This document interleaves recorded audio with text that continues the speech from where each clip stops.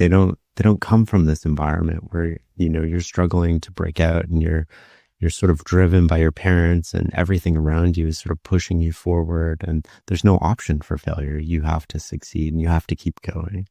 I actually came here, I was in awe of everybody I met. And I tell you why, because there we worked hard, because the simple things in life we didn't have. If you wanted to iron your uniform, half the time there was no power. So you had irons with hot coal inside them. So you have spray starch here. We had to, when I was in a Catholic school, your uniform had to be starched and you had to show up looking very crisp. Here you just buy spray starch and you spray it and you iron it on. There you had to make your own starch at home. And sometimes it would be clumps that would, land on the uniform because you didn't really, cook out the clumps in the starch that you made.